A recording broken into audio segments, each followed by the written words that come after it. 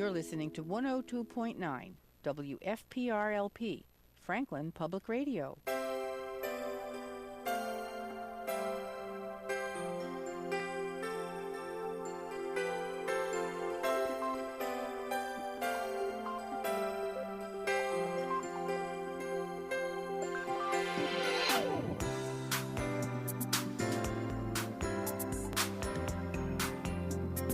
Okay. I'd like to open the Conservation Commission meeting for December 14th, 2023. As always, if anyone online or in the room would like to make their own private recording, we are recording this video and audio. If anybody wants to make their own private recording, please let us know. Thank you very much. Without further ado, I will open up the first hearing, which is the ANRAD for 1 Paddock Lane. Do roll call first. Oh, sorry. Yes, correct. I might need to do roll call. Roll call. Richard, are you here? I'm here, yeah, mostly. Mark LePage here. Jeff Milne here. Jeff Livingstone. Meg Hagan, present. Michael Ryan? Roger Trahan. Okay, so we have a full house. Thank you, everybody. Now, I would like to open up the meeting for the ANRAD for 1 Paddock Lane. Is there anyone from 1 Paddock Lane, either online or in the room? Yes, this is Mitch Maslanka for 1 Paddock Lane. Okay. Could you give us an update as to what is going on? Because from what I understand and what I have been looking at, this application, this ANRAD was open back in March, and nothing really has happened since that time, and no one's been here the last couple of times, so we really didn't know what was going on. Yep, I can give you an update. So I was here a few meetings ago and gave you guys an update. We were waiting for surveyors to go out and survey a few flag revisions that were made on site for the ANRAD. And we just received that ANRAD plan back, and I've gone over it with the applicant, and we have it available to send in. I could have sent it in this afternoon, but knowing the hearing was tonight, I figured I'd withhold and just send it in tomorrow. So we'd like to proceed with some sort of review of that new revised plan. So if Breek is available to go verify the line, that would be awesome. But it's up to the commission how you guys want to have that line reviewed. Okay, so Brika's out on leave until the 2nd of January, but we do have other people that are basically filling in for her. So yeah, I would say the soonest that you could actually send that into the commission office, the better. Because quite candidly, if we had not had anyone come forth for Paddock Lane again tonight, we would have denied the filing and made you guys refile in 2024. So that's, we're basically we're on the razor's edge here. So I would say get that new plan in as fast as you possibly can to get reviewed. Okay, thank you very much. I will send that in immediately. All right, thank you. Are there any other questions that the commission has? Are there any other questions or comments from the public, either in the room or online? Okay. All right. Actually, Mark, I just asked Yes. John, just knowing capacity-wise for coverage, would you have capacity to look at that before Breek lies back once it's submitted, or? Yes. Okay. Yeah, All right. I talked to Brian Cavanagh in the planning office as to specificities on how we do that. Yep. Okay. In terms of time and stuff, but I see no reason why I can't get out for next year. Awesome. Okay, great. Thank you. Good point, good point. Yeah. Okay. And I just yes. want to make sure Mitch knows how to get in touch with Brika's replacement. Well, I think that, they're monitoring her emails, et cetera. That's true. Or you could basically send an email to Brian, and Brian could basically put you in touch with John. Okay, sure. And that's all online. All those emails are online. Okay, if there are no other further questions, I take a motion to continue. Are you okay with this? Yes. Okay. Motion to continue? I'll give you a motion to continue the ANRAD on 1 Paddock Lane. We're going to January 11th, and I guess we'll go make this one 7:01. Since it's the first 7:01, one, right? okay. Yes. Yep. Okay, motion, have a second? Second. Okay, second. Round robin, Vote to continue. Continue. Continue. Vote to continue. Continue? Continue. Okay. The ANRAD for One Paddock Lane is continued. Thank you very much. Thanks, Mitch. Thanks. All right, thank you. Have a good evening. You too. Okay, so the second meeting, the second hearing is for the NOI for 15 Liberty Way. I have here that, at least at this point in time, John, unless you have other information, that the second scope and fee, which was sent out for December 4th or 5th, has not yet to be paid, so there has not been any continued service on this NOI. Is that correct? Okay. Is there anyone here from 15 Liberty Way? Hi, guys. This is Andrew Tebow with Goddard Consulting, just to Okay. give a quick update on that. Good. Yeah, so I can confirm, I spoke to the applicant team today, and it was found that that check was sent to the wrong location. I was told that that check was hand-delivered yesterday, so I believe that that is in now. Obviously not in time for any review tonight, so we are requesting a continuance, but that should be all set. Okay. Okay, right. I can work with Tyler to confirm that that got in. Okay. Once we confirm that, we'll continue our review. Okay. I would say that, my personal opinion, just hold off on anything further until that's done, and then basically the next meeting, then provide all the updates, et cetera, for everything that's going on. That makes more sense to me, right? Yes? Yep, I was asking that. Sorry about that. Yep, absolutely. Sorry, I was I was asking on you. mute there. Sorry, okay, good. If that's good, then. Absolutely. Yeah, Okay. that's great on our end. I appreciate Okay. that, guys. Okay, right. Okay, so if we'll do that then. I just want to point out that, just a note.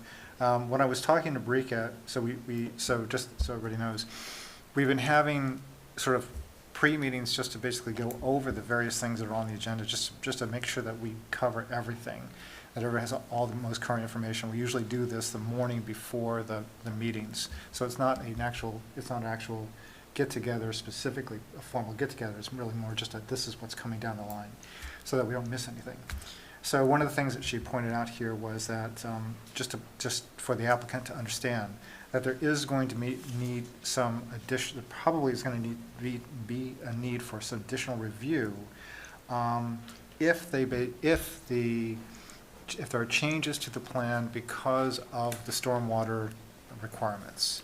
So she thought that might be the case. So she just wanted to make sure that the applicant understood that there might be a need for additional review after potential changes for stormwater were made. That's all. Yep, that's all understood. Thank you. Okay. Okay, so with that, if you guys are okay, then I'll take a motion to continue. I'll give you a motion to continue the NOI for 15 Liberty Way to January 11th at 7:02 PM. Second. Second, okay. Vote to continue. Vote to continue. Continue. Continue, Vote to continue. Continue? Continue. okay. The NOI for 15 Liberty Way is continued. Thanks, Andrew. Thank you very much. Thank you, guys. And by the way, that'll be January 11th at 7:02 PM, correct? Mm-hmm. Yep. This, Jan 11th, 7:02 PM. Okay. She's got this one. All right. Thank you, guys. Okay, so now we come to one that probably is going to get some discussion. So I'd like to open up the NOI for 0 Upper Union Street Solar. Is there anyone here? Oh, okay, thank you very much.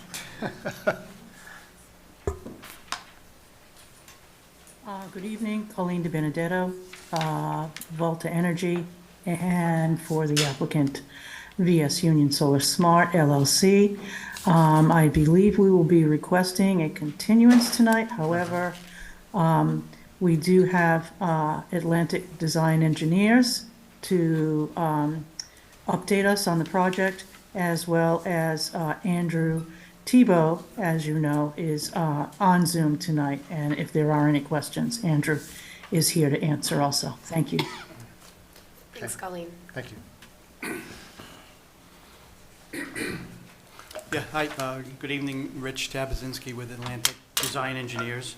And as Colleen mentioned, I just wanted to give you an overview of what's happened in the last several weeks since our last meeting. And So what we're continuing to seek clean letters from your peer review consultant, Beta, regarding not only the notice of intent process, but also the their stormwater review, which was part of their planning board review. We also have addressed comments from the planning board from the last meeting we had with them. And I can go through some of our responses to Bricolai's last, her staff report that came with came out yesterday. So basically, we submitted some revised plans yesterday, and electronically, and hand-delivered them. Everything's dated to 12/13/23. What we provided was a revised set of plans, another round of response letters to the comments that we received. We also provided an updated drainage addendum to address some of the stormwater comments. The site plan changes, which, being just recently submitted, you probably haven't had a chance to look at, were very minor in nature, did not affect the size of the project or anything in that regard, or any buffer zone impacts. The majority of them were very simple, related to, we had to add a note regarding the seed mix that's proposed for the for the array. We added a note on the replication area in terms of how that it's to be implicated as soon as possible after the wetland disturbance. We added the updated buffer zone area table onto the drawings. We also removed any silt fence reference from the plans, and revised the detail for our double erosion control accordingly. We changed the embankment slope for the rear retention basin. That's kind of in the back of the property there outside the buffer zone, but that's one of the other changes we made. And then there was just some detail added to the infiltration chambers at the entrance to the project, again, outside the buffer zone, but that was some of the comments that came in from Beta that we had addressed. So other than that, the stormwater addendum was just a series of calculations, additional calculations that Beta had requested regarding TSS removal and the recharge, as well as mounding calculations for the retention basins. So those are all completed, submitted as of yesterday, and of course we haven't received anything back yet, but we just wanted to give you an update on that's of those items. Those are the major changes to the plans. So the presentation board you see, and 99% of the drawings you were looking at last time are the same. It's just those notes and a few other things we did add to address some minor comments. Again, trying to just seek a clean comment letters from Beta at this point. So thank you for all that work, thank you, and thank you for addressing the issues brought up by the agent, thank you, that's great. Question, we have in front of us on our notes a resource area table, basically the various pieces, and then basically the alteration proposed and the mitigations proposed. I just wanted to make sure that those numbers have not changed from what we have. Maybe they have. I'm just, do you have that information? Could we just check? Yes. Yeah, we have provided that on the revised set of plans. Okay. Because unfortunately we haven't seen it, but I'm just that's going to be a discussion that we'd like to get into, so we want to make sure we have the right numbers. Right. Those numbers are the same. They haven't changed since the last submittal, which I think we had provided an 8.5 by 11 table. Yes. And then, but we've also added those numbers to the plans. So. Okay. So I just want to make sure. So just again, just reading off what we have here, the numbers that we have here. So in the isolated wetland, we have 1647 square feet of alteration, and then we have basically 3294 square feet of wetland replication area as mitigation. And then for the buffer zone, in the 0 to 25, we have 773, and the 25 to 100, we have 55,963 square feet. And the mitigation proposed for that collective is 617 square feet of mitigation planting area. And that's the rub, because what we understand is that the applicant is basically saying, there is no other place to create a 2-to-1 replication ratio, which is standard. There's just no way to do that because the site won't provide that kind of area, given the way that the project is laid out. So I didn't know if you had any further information or clarity on that. No, it's basically, I can let Andrew chime in, but basically, the issue is that of the 773 square feet of the 0 to 25-foot buffer, they've looked through the site and for areas to replicate that buffer zone, that 25-foot buffer zone disturbance, and we're only able to come up with the 617 square feet of areas that could be enhanced and upgraded to that level. Mainly, primarily because of the fact that there's a utility easement that's running through the middle of the property. Right. There's plenty of area in there, we could do it. Right. But it's not a long-term solution because they have the ability to go in and I just clear it out. Right, clear cut it at other Right. points. So the Exactly. rest of the site is fully wooded already, so Okay. that's where we're at. And Andrew, I don't know if you have anything else to add to that, but that's, I think, the basics of it. Yep, yeah, that's pretty much exactly it. Just to confirm what Rich said, that I personally went out there and we walk every area. The 617 square feet that we have come up with so far is actually just because there's that compacted walking path, which is the only impacted area outside of that easement. Like Rich said, there certainly are areas within the easement. There's invasive species that could be removed, and there's some debris and objects like that could be removed. So we do have areas on site where we could make it up. We just can't maintain that in perpetuity. So there was only those areas within that 617 square foot of the path that we were able to find. Okay, all right. John, can I ask your opinion on this? Because what we're trying to understand is we have the WAPA, we've got the bylaws, we have what we classically do, which is 2-to-1 replication, is typically what we do.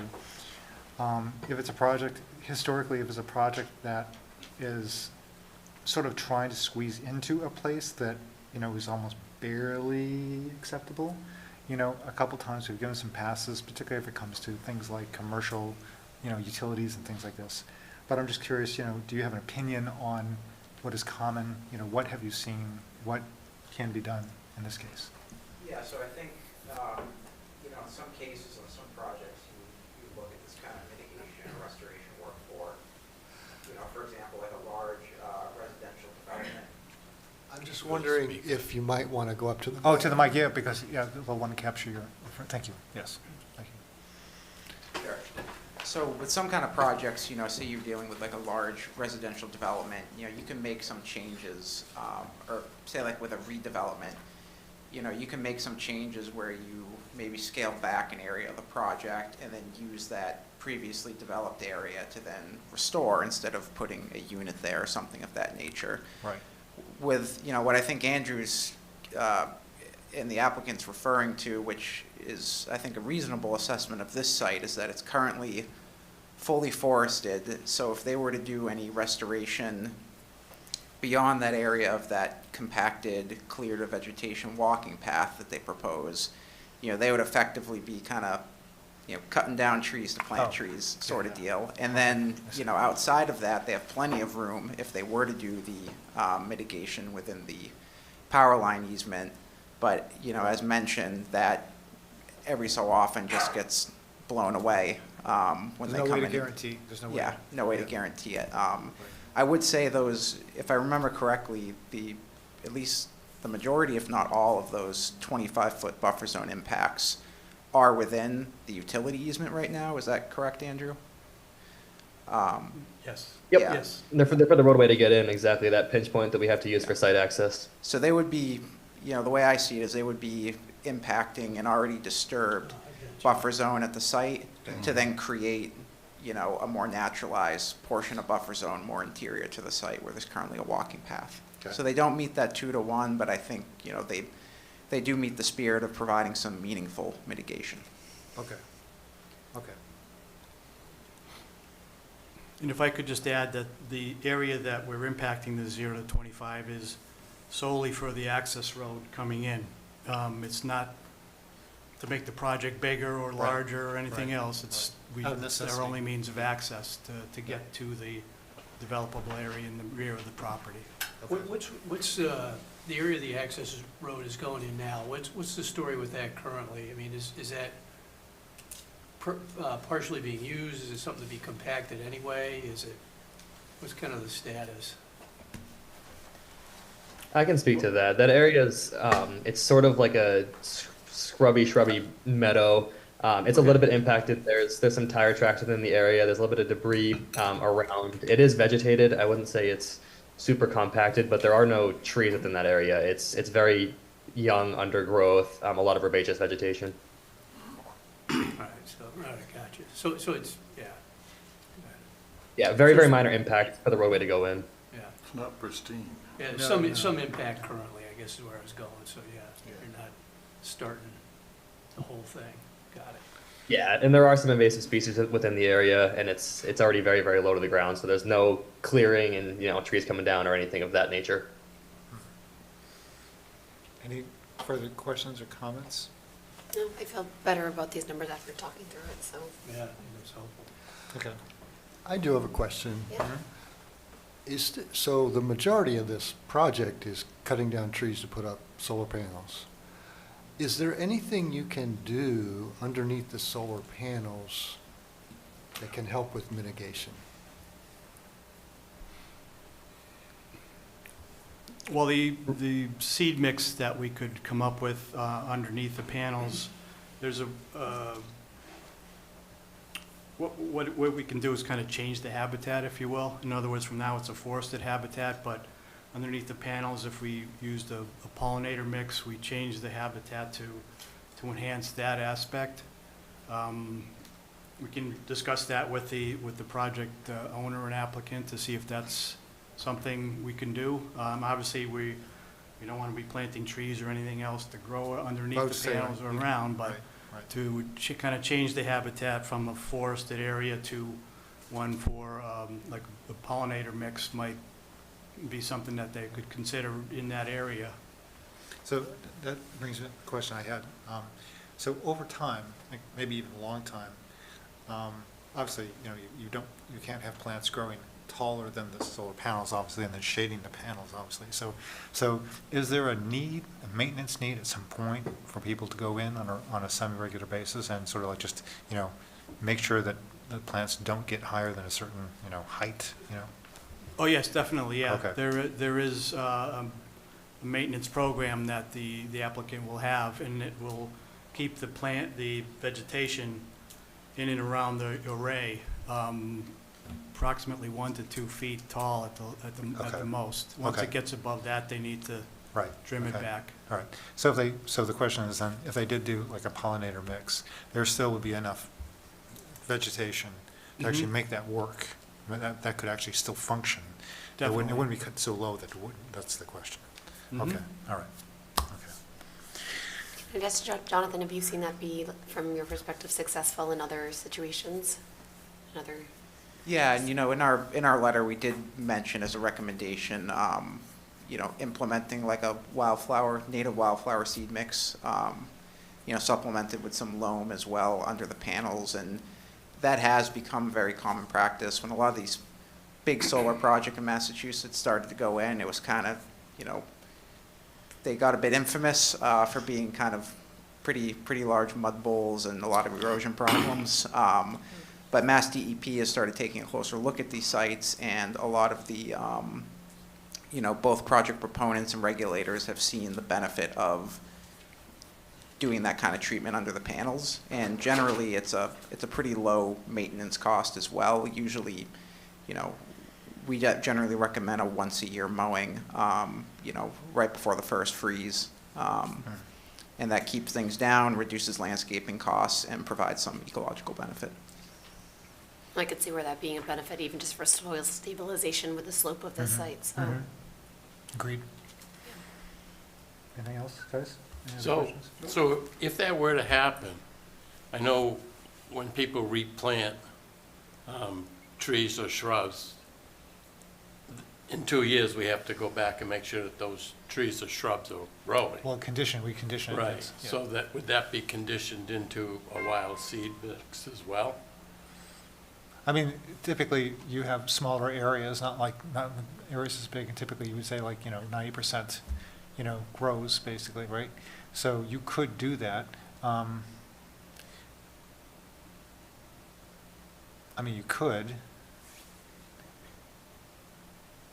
I mean, I'd hate to see them seed it and nothing come up, and then, there's nothing that can be done if it's not written, so to speak. Well, we certainly could entertain a condition, for sure. Thank you. I don't think the problem is going to be getting the grass to grow, it's getting the grass cut on a Yeah. regular basis. So if you got flowers and underneath it, you're going to have to trim those at some point in time, or they're going to overtake the solar panels. But Right. it's still, you can trim it off and it'll grow back. Mhm. The same in between them when they're going to have to drive a truck or whatever down through there. At some point in time, they're going to have to at least trim that a little bit. Right. But it'll revegetate itself right away, so. Right.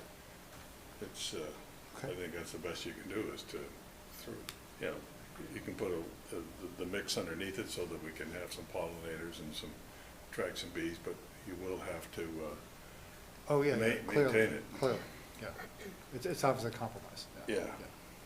But it's doable. Yeah, yeah, I think it makes sense. I personally would really like to see that, so if you'd be happy to talk to the client about it, that's something I think the commission would be happy to see. Well, we have kind of a general note on the plan right now that Yeah.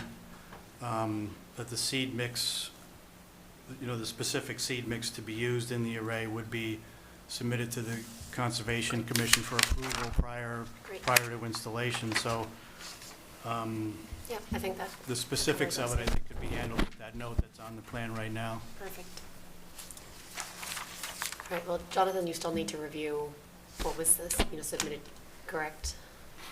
Yeah, so I'd say, barring the questions the commission had about some of the mitigation, number values, I'd say, we're largely all set on the wetland side. Our stormwater engineer, who's, working on reviewing this with the planning board, does need to confirm that these, final documents that were just submitted, addresses all comments. And so I think generally the commission's practice in Franklin has been to wait for the planning board to have the okay, since stormwater is also a part of the commission's jurisdiction. Right, Definitely. just in case there's any changes, yes, Yeah. exactly. And I think the only thing that's, I don't even know if I would say outstanding at this point, it may have been addressed, but Bricolai did have a note about the applicant, just as a administrative item, updating their variance request for the, not meeting that 2-to-1 That's right. Oh, yes, mitigation correct. requirement. Correct, yep, correct. So if the commission's okay with it, I don't see any issue, but I think just as a formality, it would need to be documented so it can be referenced in the order. Right, okay. If I Agreed. could just address that, the waiver request letter that was submitted by Goddard Associates prior to the last meeting included all the current numbers that Okay. we have. Okay. It included a part of a narrative regarding the not meeting the 2-to-1 in there. So I'm not sure if we need to do anything at this point. Andrew, I think we're covered under the last comment letter that, or Okay, waiver letter that you did submit. I think it was dated 11/14, okay. so. Can we just confirm that? Yeah. On your end, yeah. Thanks, So, John. I think at this point, we continue to next, I Yes, think we're correct. close. Yeah, I Really think we're very close. Maybe Understood. continue just till we have the Appreciate you going stormwater, through it. Yeah. yeah. Yeah. Continue Okay. the stormwater and. If there's no other questions? All good? Okay, are there any comments or questions from the audience, either in-house or online? Okay. There being none, I'll take a motion to continue. I give you a motion to continue the NOI for 0 Upper Union Street Solar to January 11th at 7:03 PM. Second. Okay, on 11? Vote to continue. Continue? Continue. Vote to continue. Continue? Continue. Okay, thank you. The NOI for 0 Upper Union Street Solar is continued to January 11th at 7:03 PM. Thank you, guys. Thank you all. Thank you. Thank you. Thank you. Thank you, guys.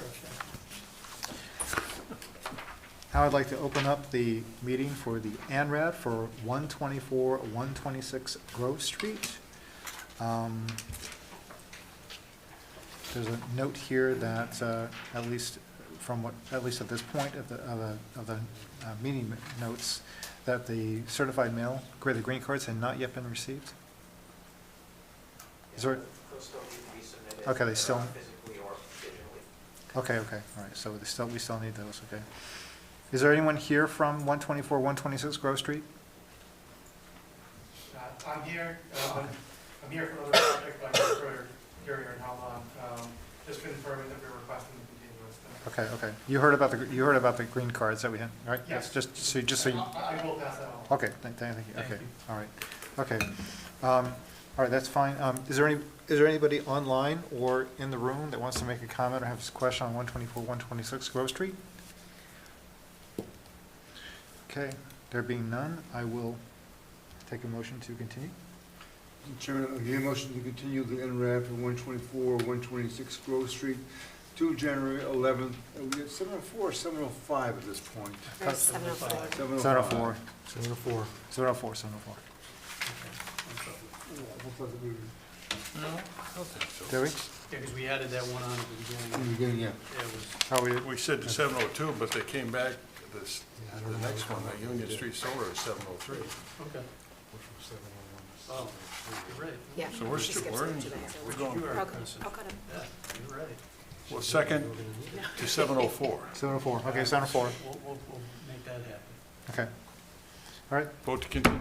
Continue. Continue. continue. Vote to continue. Continue? Continue. Okay. Steered you astray. No, I was Okay. gonna say, Okay, the ANRAD for 124, 126 Grove Street is continued to January 11th at 7:04. I'm recusing myself from this next one. Okay, thank you. Note that Megan is recusing herself. That we're opening the meeting for the ANRAD for Tri-County Regional Vocational Technical High School. Also, I just want to point out that there's a note here from the agent that at the time of these notes, that we had not received the green card, the certified mail return receipts either on this project, FYI. Is there anyone here from Tri-County?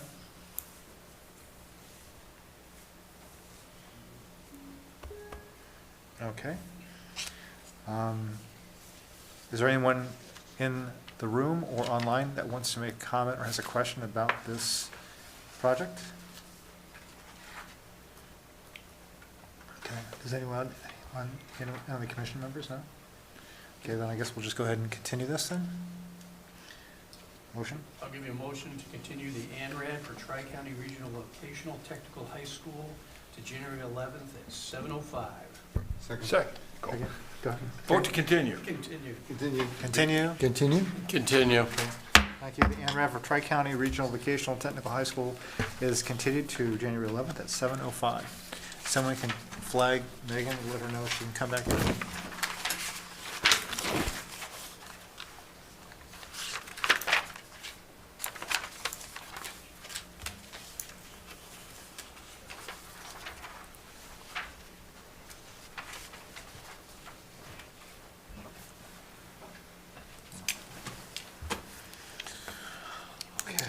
Okay, now I'd like to open up the meeting for the NOI for 0 Bent Street. Mr. Commissioner, we received an email today from the applicants requesting continuance to the January 11th meeting. Okay, all right. Thanks, Tyler. Thanks. So I'm assuming there's no one here from 0 Bent Street, correct? Okay. Are there any people in the room or online that would like to make a question, have a question or make a comment about this project? Can I just ask Jonathan quickly? Have we still not heard anything from them since the beta review letter sent on November 14th? So the only correspondence was today. They did email us with the continuance request. But they did also note that, they anticipate, fairly soon submitting some materials that speak to and address the peer review comments. Great, thank you. Thanks, John. Now, one question. So, there was an abutter, I think you said, that had submitted some sort of... Yes, Yes. one of the butters had submitted a comment letter with pictures of the flooding in their area that has been discussed, and we have seen pictures at previous hearings as well, just Right. still noted of concern, so that's on file now as well. And as we know from this project, the neighbors are watching, so Okay. they'll be pleased to know that more information is coming soon. Did we want Brian to reach back out to this individual? I mean, are they looking for a response from us? I do not know the answer to that, so, Okay. yeah, maybe we'll have him just reach out and let them know that we've Just to let them know that we've actually received it. received it, You received and it? they're on file, and that the commission Okay. is Okay. aware. Yeah, okay, all right. John, could you ask Brian to reach out to that person? Would you be willing to do that? And just have Brian just say, just again, acknowledge It was received. Yeah, it was received, yeah. Thank you. We feel a little bit better when at least people know that, there's at least a closed loop, that's all. Okay, if there's no further questions or comments, I'll take a motion to continue. Give me a motion to continue the NOI for 0 Bent Street to January 11th at 7:06 PM. Second. Vote to continue. Vote to continue. Continue. Continue. Continue. Continue? Continue. Thank you.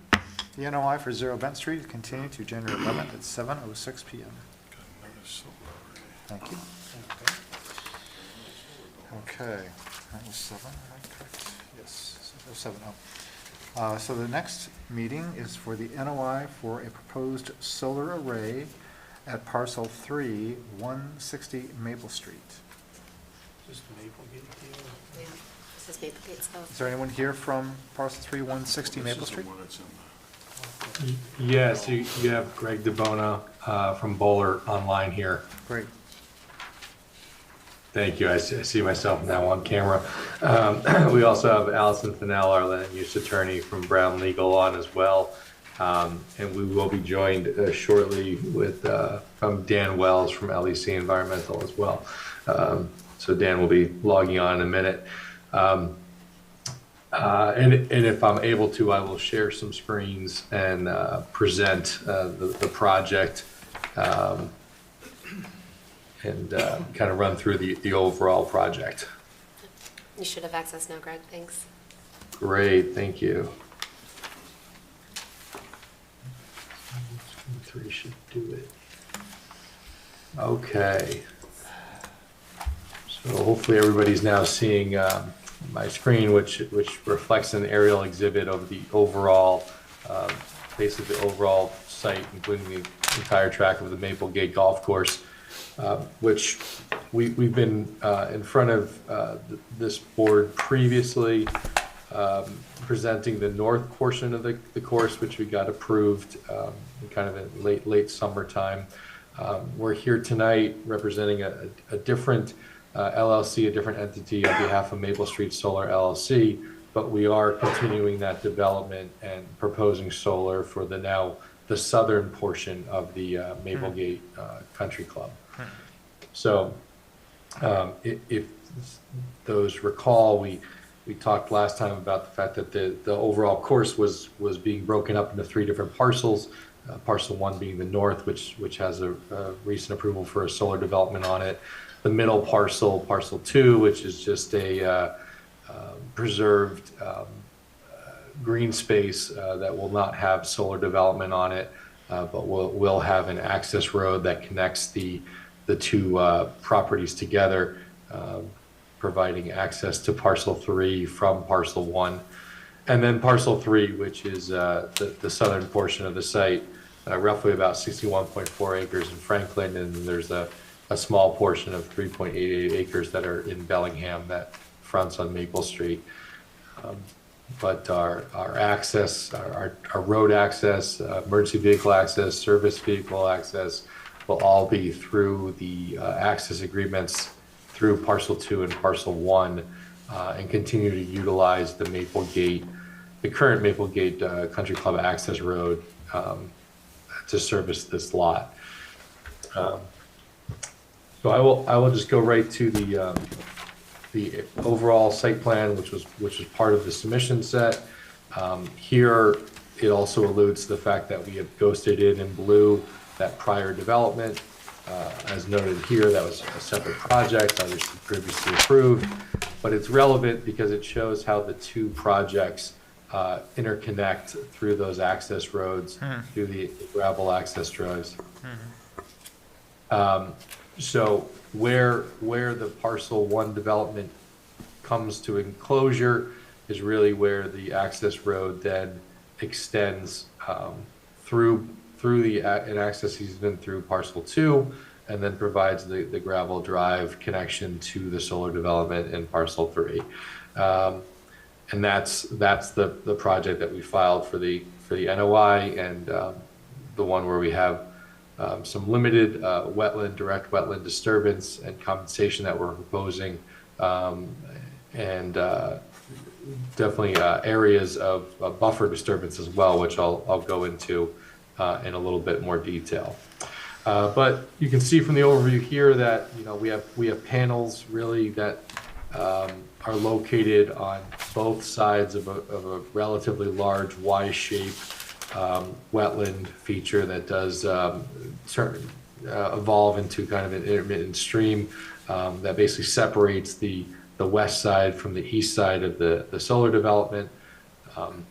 In doing so, there is a proposed wetland crossing, which will now be covered with basically a concrete open bottom culvert to provide the access road connection from the west to the east. We selected a location that's currently being utilized today as a crossing point for golf carts, but obviously we are widening it so that it can actually service the, say, fire truck apparatus vehicles and larger vehicles that might have to get out there for emergency services. The actual equipment pads, there's two of them for the project. Both equipment pads are located on the west side of that Y-shaped wetland feature as well. This side of the site, as you can see from some of these isolated pockets, they do have some areas of isolated wetlands and vernal pools that we are basically trying to preserve the 25-foot no-touch buffer, but we are encroaching into the 50-foot buffer, similar to a lot of the activity that's happening today at the golf course. So we were trying to mimic that to the extent that a lot of that area is being impacted today. And of course, by removing the golf course vegetation, removing some of the tree vegetation out there, and converting the entire understory of the golf course, that everything that used to be golf course will now be part of the seeded with the New England wetland meadow mix, which would be mowed twice a year. And that's going to be the majority of the surface cover that you would see within our fenced area, besides the areas that are the gravel access roads. We did provide, as part of our plan set, we provided a bit of a colorized demolition plan. This is just me zooming into the overall demolition plan. Again, the focus is on the southern Parcel 3 lot. We have a color-coded chart here that really defines the areas of the site that are already being disturbed, as well as the brighter colors are some of the newer areas of disturbance. So areas where we're clearing out some existing vegetation, some shade tree canopy features that are typically there now, separating areas of the fairways between the holes that require some additional disturbance. We are proposing, kind of out of the gate here, areas of restoration where you see these cross-hatched colors, where areas that were previously being disturbed through golf course activity, mowed fairways, et cetera, but are not part of the area of development that we're using for solar.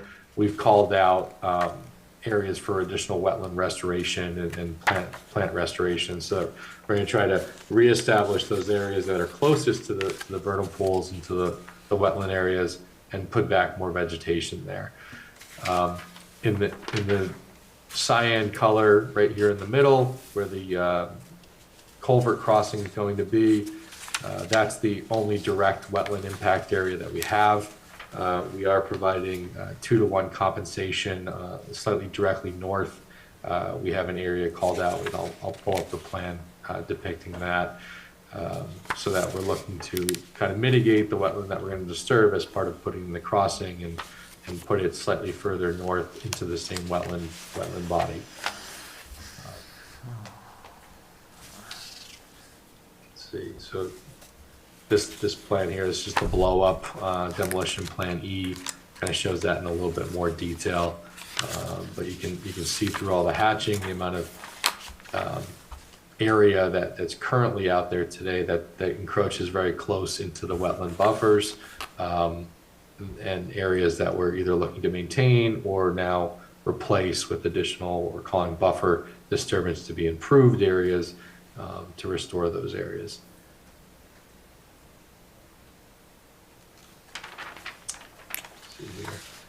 This is just the blow up of site plan E. Again, going into that area in more detail, and we have the plan shown on the erosion control plan as well. But basically, we have a little over 800 square feet of wetlands that are going to be disturbed as part of the construction of the culvert, and we're providing roughly double that as part of the wetland replication area.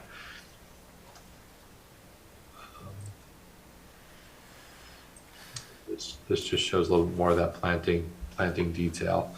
So, where we are in the process, we understand this is our first meeting. We expect that a site visit will be warranted, and that the peer review through Beta would be starting.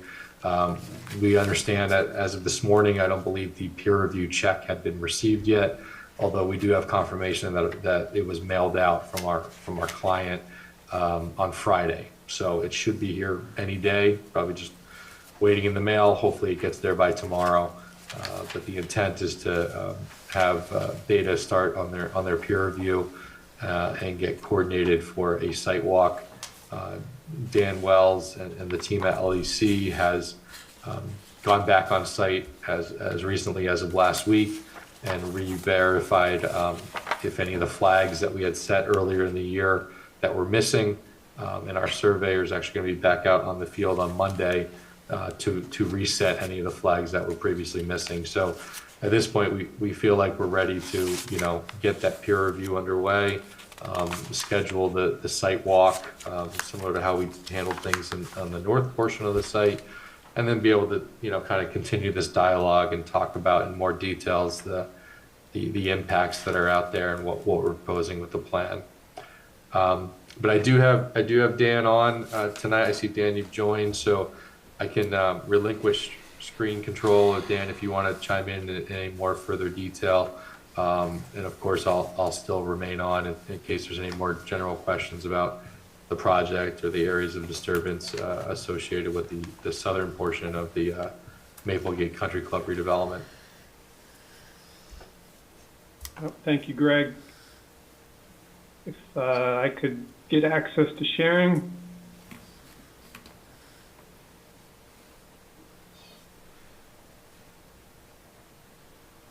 should be all set, Dan.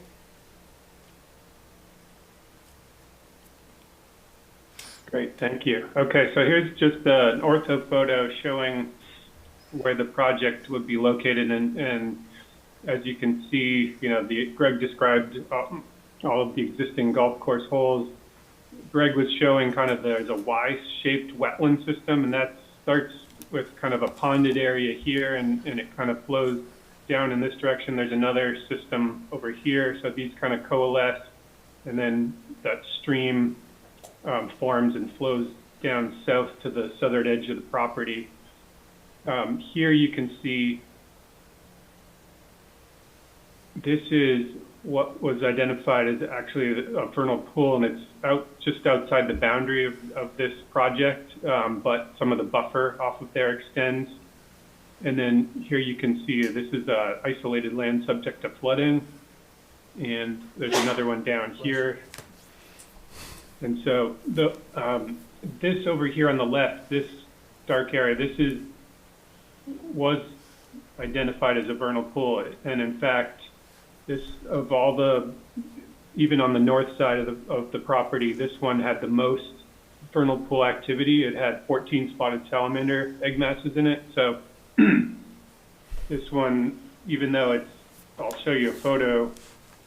This is a drone photo showing what it looks like. So you can see here's the pool, but there's literally golf course maintained right up to the edge of it. So what Greg was mentioning, I'll show you, this is the plan for that area. So all this red hatching is going to be restored. And so this being kind of the most important ecological feature on the project, I think it's important what these spotted salamanders, they live in forested habitat. So there's an opportunity to kind of restore and create more of a vegetated buffer surrounding this vernal pool, and it's going to extend, not just around the vernal pool, it's going to continue further down towards the other wetlands. So we see that as a pretty big improvement over the existing conditions there. Now, the other area I wanted to highlight was on this overall plan. This is what Greg mentioned. This is where that stream crossing is, and so I'll zoom into that and show you what that looks like on the ground. So there's an existing golf cart bridge. So this was back in May when it was delineated. These blue pin flags are the edge of bank. So you can see there's even this is a pretty crude, structure, but golf carts are presently able to go over it. And you can see even this existing structure is kind of spanning and not touching, so there's free flow underneath. I'll show you a couple of more photos. So this is another view of this is downstream facing up. And this is on the crossing itself. You can see there's kind of a cattail marsh. It's very densely vegetated. So the stream itself doesn't start until just over here. I'll show you the next photo. So right in here is where you can see that's the northernmost of the bank flags. So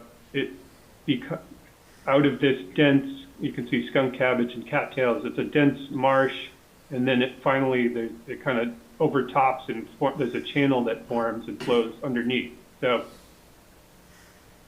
this is the sheet kind of showing what the impacts were, and so the design was intended to kind of avoid impacting the bank, and so it's going to span over that completely. The light blue is BVW, so there are a small amount of BVW square footage, 854 square feet in total that would have to be impacted, and a lot of that is from just the shading impact. But as Greg described, that's going to be replicated just up to the north here. You can see in the red, and that's a 2-to-1 mitigation ratio in accordance with the bylaw regulations. So I also wanted to show you this is on the plan, there's a detail of what that looks like. So this is the existing wetland crossing as you saw in the photos, and this purple line is the bank. So you can see there's already an existing crossing there. So it's not like this is just a pristine area that's going to be just plowed through to make this crossing. It's already highly disturbed. And then over to the left here, this is what it looks like. And the structure is 33 feet wide, which for those of you on the commission who aren't familiar with the stream crossing standards, that's part of the requirement under the Wetlands Protection Act. So what you need to do is establish what the existing bankful width is of the stream. And so that's, taking measurements from across here, it's purple lines. And so the crossing standards require you to be 1.2 times the width of that existing stream. And so the design, which is, so it's 33 feet wide, 3.5 feet tall, and it's 32 feet long in this direction. So according to that 1.2 times bankful width, it would have to be 29.76 feet, and it's actually 33 feet. So it greatly exceeds that. It's going to be considerably wider. So there's going to be a lot of space for, wildlife passage on either side of the stream itself. And as you can see in those photos, it is an intermittent stream. It's dry during, most, or at least the majority of the year probably. And that was confirmed using the StreamStats software that it was intermittent. The second part of the stream crossing standards is the openness ratio. So what that is the cross-sectional area, which is divided by the crossing length. So the stream crossing standards require a minimum openness ratio of 0.82. There's an optimal standard of 1.64, and this crossing is going to be 3.6. So it's considerably greater than even the optimal standards. So this is it's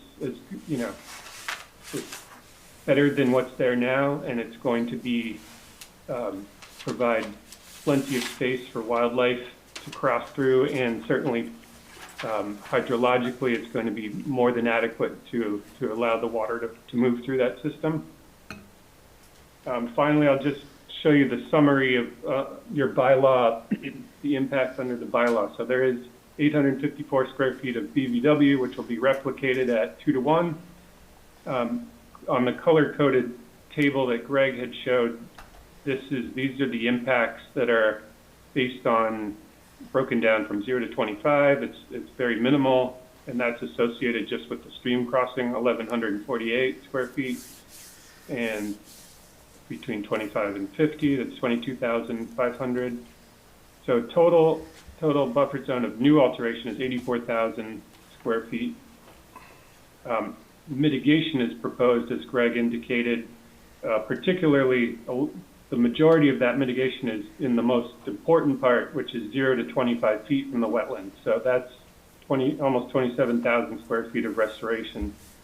And as I showed you that sheet where a lot of that's going to take place next to the vernal pool on the western side of the project. So we feel in total there's going to be 47,000 square feet of buffer zone restoration. So we feel that this will mitigate for the new impacts. As Greg described, a lot of the project area is already existing, just fairways and other golf course related disturbance. So we feel that this mitigation package will provide a net benefit to the wildlife and the wetland resource areas.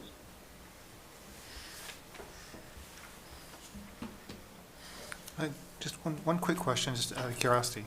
So trying to take the golf course elements out, like the bunkers and the sand traps and this kind of stuff, how far down do you have to actually dig those things out? I mean, do they go down a significant depth, or are they fairly surface supplied, sand traps, etc.? Or I'm just thinking about in terms of the actual having to haul all of that material out of the resource area.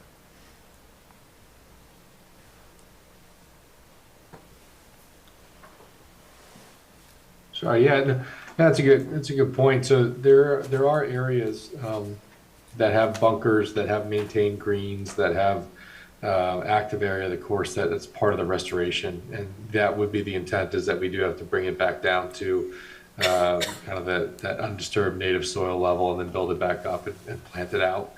So the areas of the bunkers, the sand, that type of stuff would have to be taken out. Okay. I'm just basically trying to haul all that stuff out without having to move it around and put it on, existing property. Would you have to haul the sand out? I mean, this is I don't know. Put the solar array on it? I don't know.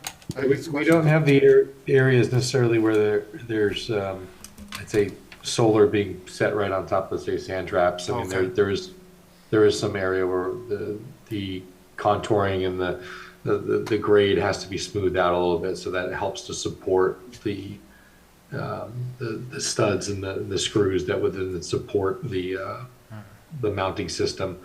So there is a little bit of earthwork that takes place out there to kind of level things out. But I think kind of the main element that we deal with is there's a lot of what seems to be wooded vegetation out there, but when you look at it, and actually Dan's aerial was pretty nice in terms of showing really kind of how much maintenance takes place underneath that wooded area, so that people can easily play through and find their ball and center. So you have a lot of areas that we're counting as wooded tree vegetation, but the reality is it's a lot of kind of single standalone trees that would be coming out and then change to more of that meadow mix understory that would be seeded underneath the solar panels. I mean, this is not a gigantic excavation project where you're moving dirt off the site, right? No. Not at all. It's just grade it and make it contour to be for your solar Yeah, array. right. It's a big site, right? So the southern portion of the site's about 62 acres. About 40 acres of that we're disturbing as part of our redevelopment. So there's a lot of area to be able to move around dirt, keep it on site. Sure. Usually this does not turn into any sort of an export project in any way. Everything would be able to be resalvaged and placed on site. Okay. Good. Yeah, and that's correct. So the other element, which was a little bit different for the North project, there are buildings and structures and maintenance facilities and stuff that on that project that were going to be removed and demolished. The southern portion of the country club is all just it's just the holes and the cart paths. So that's all the infrastructure that's really being removed. There's not any additional structures or anything that being demolished. When do you end up putting on the equipment pads? So the equipment pads have the basically the transformers, the batteries, all the cabinets that really control and run the energy production and storage from the solar fields. Okay. I'm going to save the majority of my comments and questions for, sorry, losing my voice here, for after review, but just on sight of looking at this, my one concern is how, and I understand it's now fairway anyway, but how close that access road is to that active vernal pool that you were pointing out. I appreciate the, improvements to the 25-foot buffer zone, but that road is quite close to that vernal pool. Which I do not love. Yeah, I see what you're saying. That we have a gravel access road that kind of hugs, comes right up to about the 25-foot buffer. And you're right. Currently today, that's kind of like right in the middle of the fairway that's there. But so we're pulling our development further away, but we are still within that 25-foot to 50-foot buffer with what we're proposing.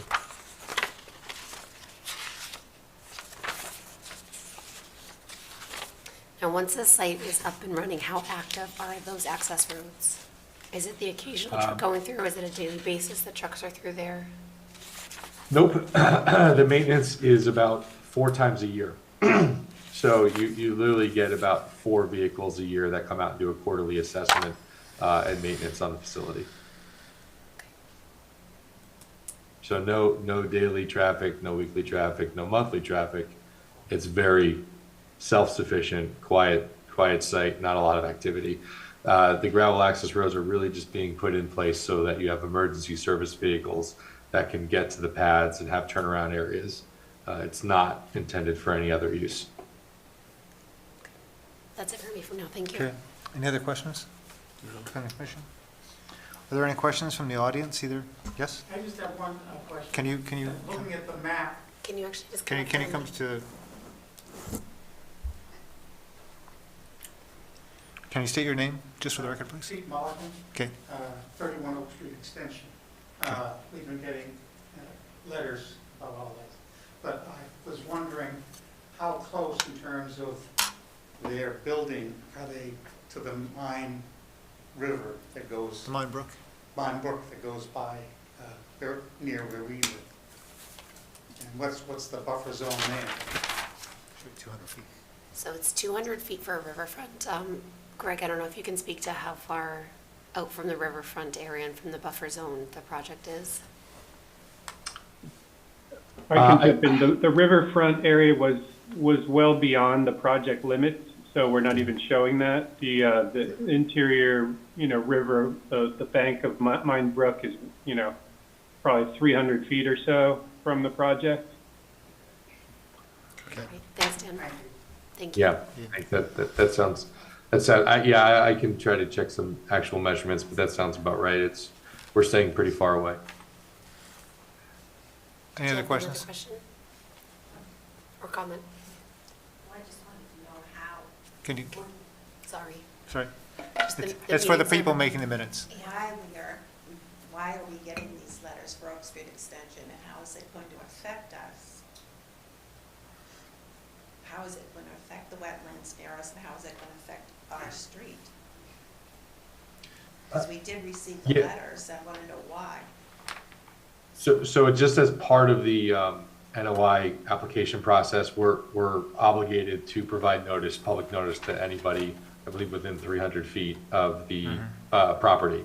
And since the property does extend to pretty far boundaries, it's not necessarily 300 feet from where our disturbance is, it's just anywhere that touches the property. So although you're on the other side of the brook, you're part of the notification letter. But there is no impacts. What you experience now through the golf course is more activity, more people, more interaction than what you would expect after we're there with a solar project. And would it affect the wetlands near us? No, it wouldn't. No, all the changes and impacts are in the area directly that's being occupied by the golf course today. And so that's kind of part of our discussion about where the buffers are being disturbed now and how we're finding some additional restoration. Our approach is actually trying to improve the area, actually put less activity directly adjacent to the wetlands. And again, instead of having something that gets mowed and treated with chemicals and everything else, we have a meadow mix that gets put down underneath the solar field. It usually gets mowed about twice a year. And we don't have any of that type of activity that feeds into the wetlands or to the streams today. And can I just ask, Yeah. who is benefiting from these solar panels? Well, typically, the town basically purchases power, right? And basically uses that as a supplement, So Franklin is purchasing? and other towns. Oh, okay. Yeah. So I mean, Franklin is using these solar panels? typically, that's how it is, yeah. You make some, typically, I don't know the details of what contract, they've done, but typically what you do is you do sell a portion or all of the power made back to the town, and then the town can claim that they are using a green source of energy as part and parcel to replace some of the coal-fueled, power plants. Has Franklin done that yet, or?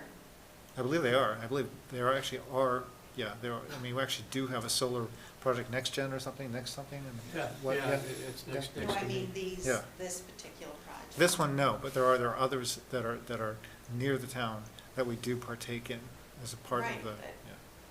I see What is that, in the future you might use these, or you don't know Possibly. yet? I mean, maybe, possibly. Again, I don't know. I'm not privy to, obviously, the But negotiations. the good news is any solar is gonna take pressure, it's gonna go into the public grid no matter what, Yeah. right? Who Yeah. it goes in through, whether it's Franklin or utility. The good news is it'll take pressure off other generated sources of electricity, gas, coal, things that you don't want to happen. So there is an ecological benefit to having solar built in the area, if that helps. And theoretically, if you have more sources of energy, you can lower the overall costs to the individual citizen, in theory. All right, thank you. Any other questions, online or in the room? Any other questions from the? No? You know, as a quick aside to your question, I don't know if you've ever checked this, but do you know that Franklin provides residents with a discounted power supply program? Yes. Okay. So that, it all figures into that, right? I think we're at 15 cents a kilowatt hour right now. Right. I think the going rate on the market's about 30, so it's Franklin, I think, does a really good job with power sourcing. Worth looking into. And it's 100% renewable. Yeah. Just something to think about. But good questions. Mr. Chairman, can you hear me? Yes. I apologize. My name's Bill Assad. My video's not working. Sure. I'm a resident of Depoto Drive in Franklin. I just had a couple of questions. About how many acres of trees are going to get removed from this project? It's roughly about 10.5 acres.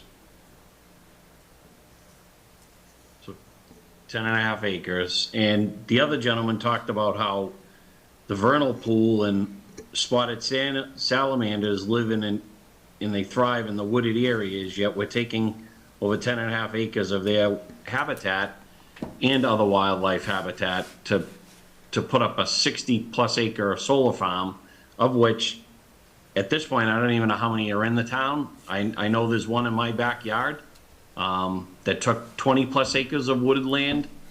I just think this is really going well overboard for another solar farm where you're just taking more wooded area and areas for wildlife.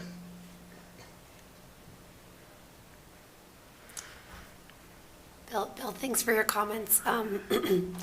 In Franklin, we do not currently have a tree bylaw, so as far as what we can do as the Conservation Commission, our role is to look at these projects and to look at the impacts on wetlands. So what we're doing is making sure all projects are following the regulations of the Wetlands Protection Act, as well as our Franklin bylaws and regulations. So without a tree bylaw, we unfortunately, as much as we might not like the trees coming down for projects such as this, we legally don't have any recourse to potentially deny a project for the amount of trees that they are taking down. I fully empathize with what you're saying and have similar feelings myself. But it's unfortunately outside of the scope of what we're able to do with as far as the Conservation Commission goes. If I may add. Yeah, please. So, as most of you know, here I sit on the board of MACC, which is the sort of overarching agency for all of the Massachusetts Concoms. And this has become a major solar panel, our solar project, I should say, construction has become a major source of debate among MACC, and also a great deal of dialogue is currently going on between MACC and state legislatures.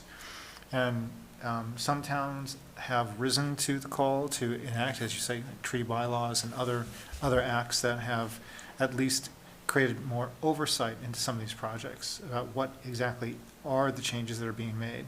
And there are rumblings, I should say, in the legislature to take a closer look at this. Right now, everyone's on the green wagon, the green power wagon. You know, basically this is part and parcel, so it looks good politically to be doing this. But you're hearing more and more grumblings, particularly from towns like us, about, hey, you know, we don't have a leg to stand on. You know, if we would like to mitigate for example, the amount of trees, amount of acreage of trees that are being eliminated because of these solar farm projects. So I think it's early days, but I think ultimately in some relatively short time that there will be new regs on the books that the towns can point their finger to as a source of support for some of the decisions they'd like to make, but at present day cannot, because they don't have the rules or laws or regulations in place to support them. So basically it's a question of standby.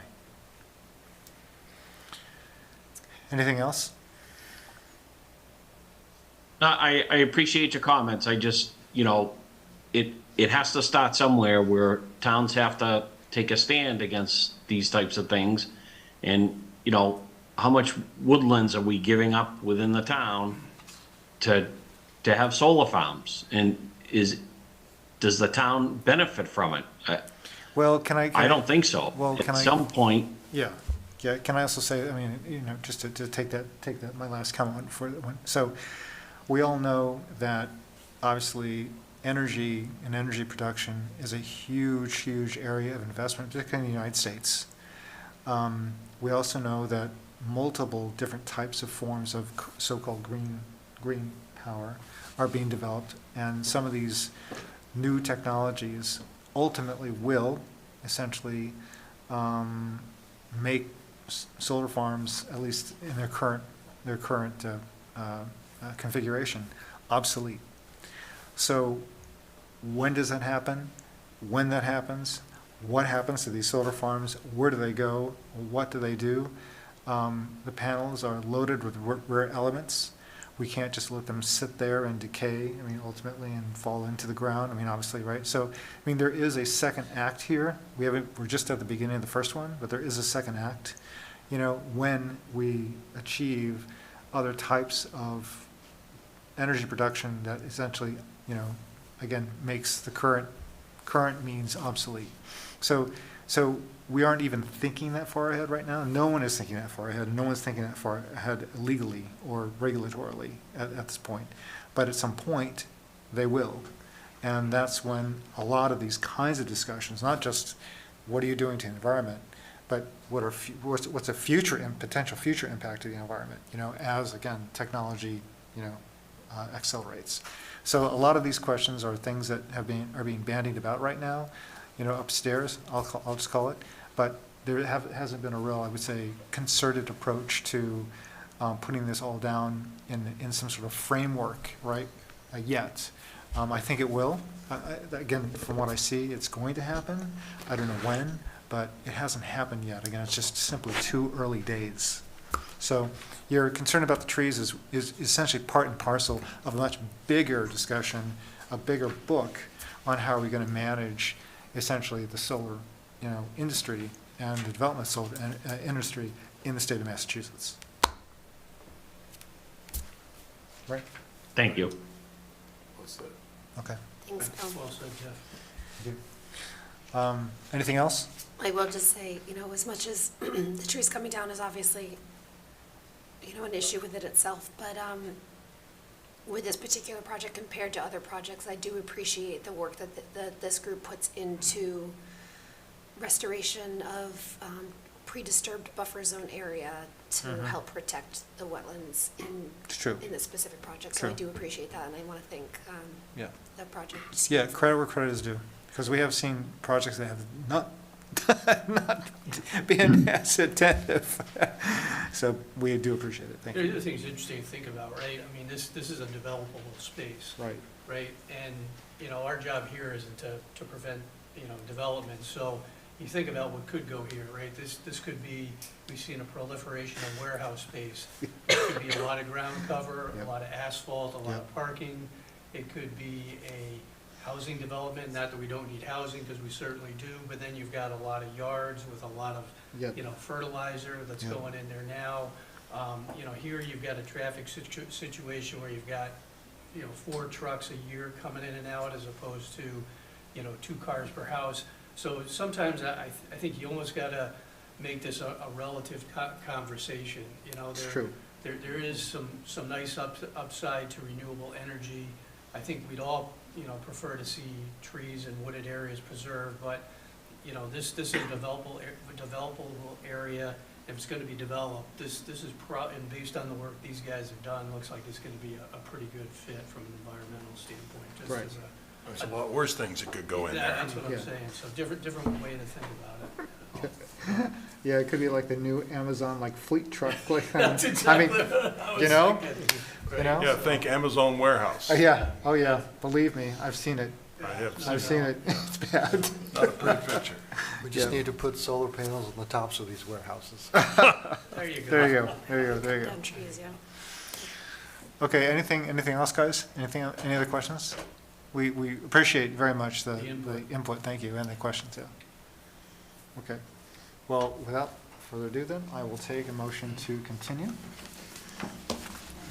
Chairman, I'll give you a motion to continue the NOI for the proposed solar array, parcel 3 at 160 Maple Street. Second. We're going to 707, I think, right? 707 on the 11th. Yeah. Second. Okay, okay, round robin. Vote to continue. Continue. Continue. Continue. Continue. Continue. Continue. Okay, thank you. NOI for proposed solar array parcel 3, 160 Maple Street is continued to January 11th at 7:07 PM. Excellent, thank you all. Have a great holiday, and we'll talk more in January. Yeah. Thank you, as well. thank you Very good. thank you for sticking around to field the questions. We do appreciate it. Thank you. Okay, that was 7, this is 8. Okay, so I'd like to open up the NOI for Lot 160 Spring Street. And this is a question, I don't know if, it says here that we do not yet have a DEP number. I guess that is still true. John, do you know? We do not? I did not check today. Okay. Last I checked a few days ago, We were not, okay. Is there anyone here from Lot 160 Spring? I'm here, sir. Okay, great. Bruce Wilson. I'm here representing Turning Point Engineering. Okay. We do not have a DEP number. I've been checking all day. Unfortunately, it looks like we'll have to discuss the project and continue it to the next meeting. Hopefully, we have a number by then. Okay. All right. I have all the green cards here. I was not able to get town hall, but I'll make sure I get them over there. Okay, great. Thank you. Do you All right, want? so we're starting with lot 1. I have two of the lots going before the town. Is it possible to get my screen shared so I can pull up some drawings? Yeah. There you go.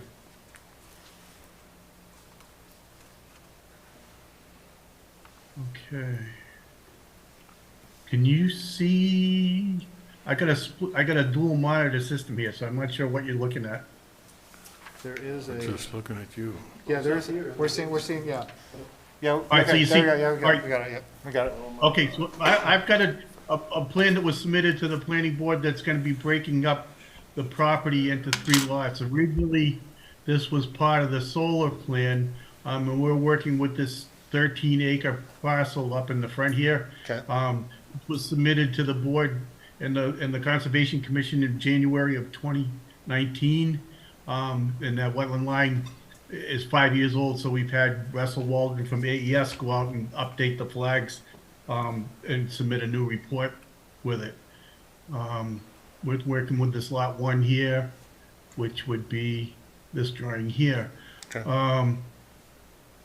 What we're doing here is a single-family house with a septic and well on it. There's the 50-foot buffer zone here, and the wetland line there, and then obviously the 100-foot buffer zone triggers us to having to, come before the board. We've got a small amount of disturbance going on between the 50 and the 100. Lot 1 has 5,291 square feet of 50 to 100-foot buffer zone that will be disturbed, mostly for the grading and the well application on it. The house and septic are outside the 100-foot buffer zone.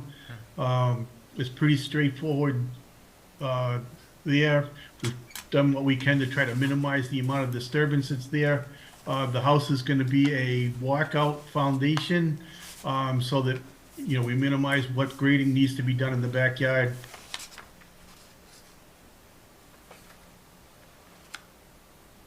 I'm not sure if anybody has any questions at this point. So these are the lots that are past the entrance to the solar farm? Hold on, let me go back.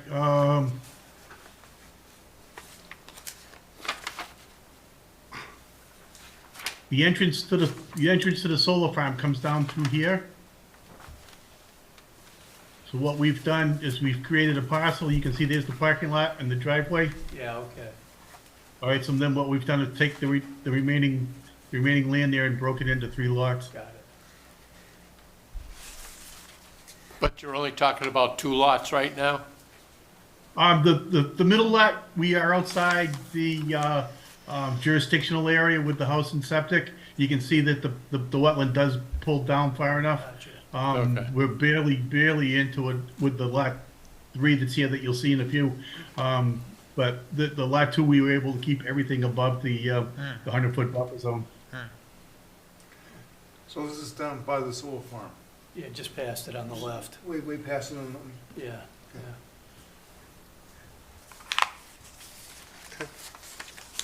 It looks like you've cut the road in up there already.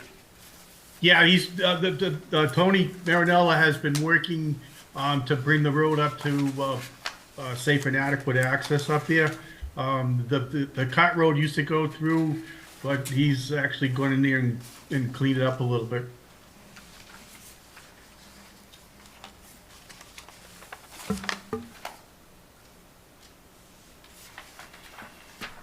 So a couple of questions, just really quickly. The notes here from the analysis of what was submitted, at least what we have is roughly about 5,300 square feet of alteration. But from what we could see, there wasn't any mitigation that was actually proposed? No, we haven't, we didn't plan to mitigate anything where it's between the 50 and the 100 foot. Okay, all right, so no mitigation. I mean, you can see, we've shown the tree line that would remain, so it's still, a good portion of the lot that's gonna remain wooded. Okay. So it's all between the 50 and the... 50 is all between 50 and 100, yeah. Okay, got it. Okay. I've got I don't know if this helps or not, I've got an aerial here. Here's the solar farm and the access here, and then you can see there's a field here. Lot 3 is approximately here, lot 2 comes over to the tree line, and then this lot 1 would be inside of that tree line. I see, okay, yep. so this is all pre-disturbed agricultural land? For the most part, yes. I think they cleared that when they were working on the solar farm. That's great, Yeah, I don't think that was Back done. in 1920, yeah. Okay. We, just want to, also a comment to you, just again, I'm going through the comments that I see here. We typically shy away from silt fences and straw wattles because basically they never break down forever, and we basically never can get rid of them. So the town, as a rule of thumb, has asked applicants if they can please to use the biodegradable compost wattles instead, because those actually do break down. Compost wattles or compost sock, I can have them make that change. If you wouldn't mind, just because I mean, those, because if you were around several years ago, you'd see basically every freaking road you drove down, you'd see these stupid things like hanging, oh yeah, that's from a project that was like 10 years ago. They can never go away. So we're trying to phase that out. The other question is, in the project narrative and the construction sequence and schedule, would it be possible to provide just a little bit more detail on the narrative? We do have some examples that we can show you if you want about, what we typically like to see in a project narrative. And the other question is from the construction sequence and schedule. We typically would like to know what work is proposed in which buffer zone. I know it might be shown on the plan, but we'd like it to be actually shown in the actual construction sequence narrative if possible. Okay. If that's okay. We can add into the disturbance, and again, it's only in the 50 to 100 foot buffer. Right, exactly. Yep. Okay. And those are the only notes I have from the agent. John, do you have anything else? No?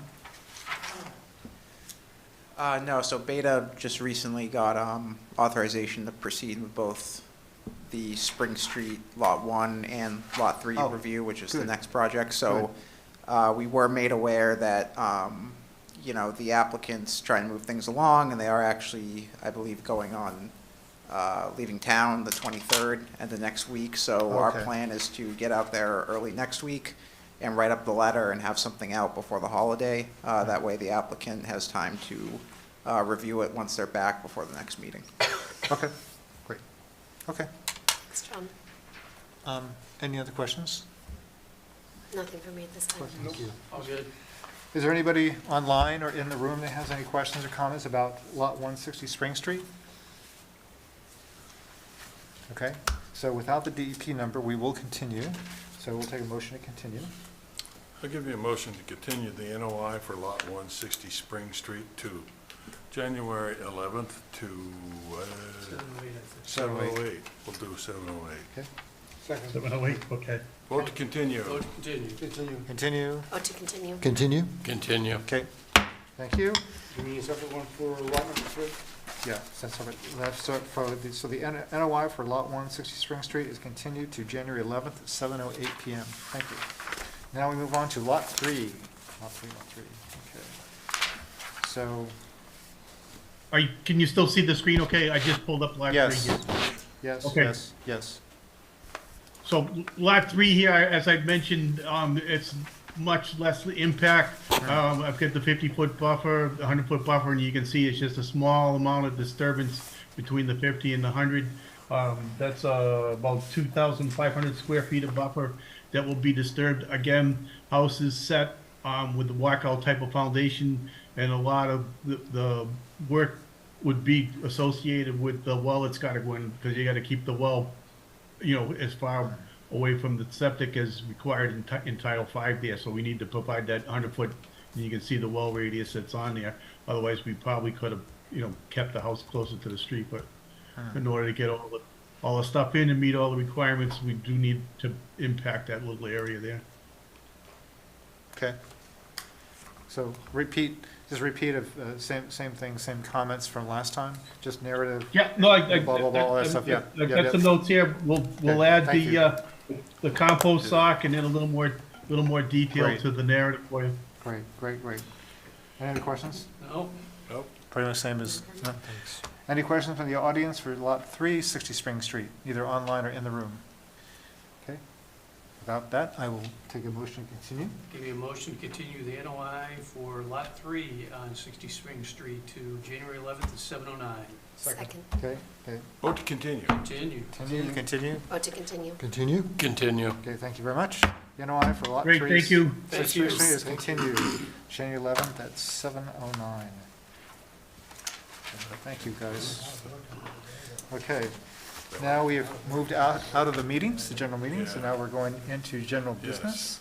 We have a couple of minor buffer zone activities. The first one is 155 King Street. John, did you have anything for us on this?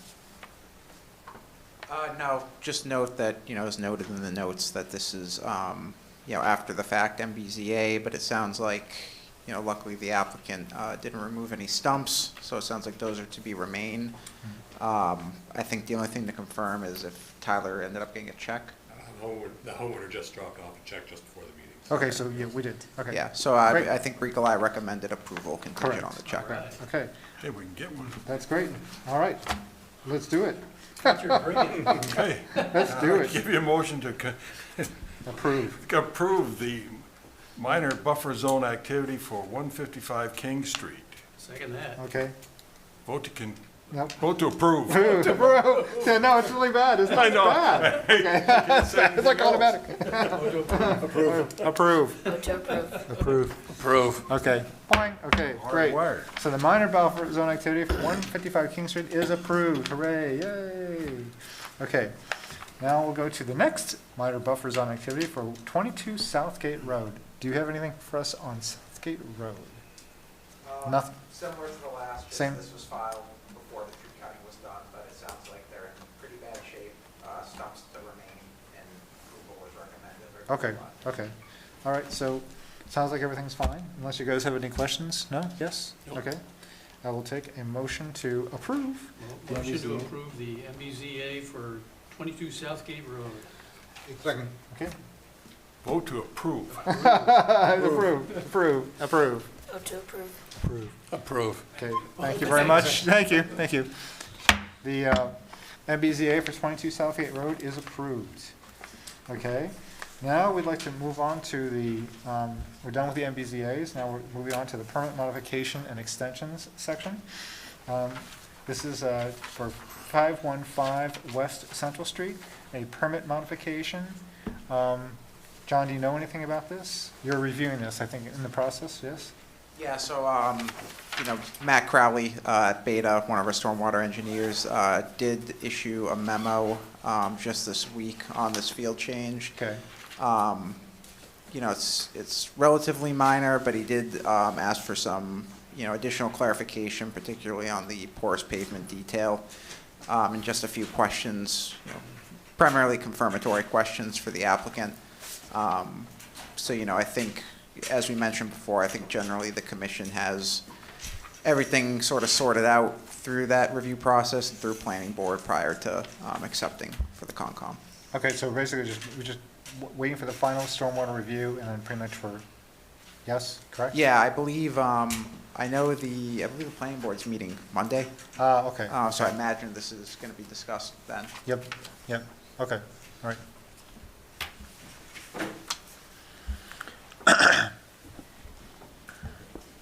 Oh, yeah. Good evening. My name is Michael Hassett here from Gurrier and Halnon. Also with me is Ben Stone from Stugel Group. So we're here to discuss the field changes proposed out at 515 West Central Street for the Franklin Learning Center, Learning Experience Center. And so you have previously seen some utility reconfigurations on the plan. Those are the ones that are shown in blue. And now we're back to discuss two more. So one of them is the replacement of Stormcrete pervious pavers with permeable pavement. Okay. And associated with that, due to high groundwater and lead encountered on site, is the installation of an under drain beneath that permeable pavement. Should there ever be any recharge issues, it has water somewhere to go. And in addition to that, we were coming back with the official structural wall design in the back. And so originally that was shown as a single wall, and it is now proposed as a tiered wall, and the full design was included in the submittal. We are not proposing to expand limit of disturbance or really the nature of the disturbance. It's kind of replacing same with same in the same general footprint.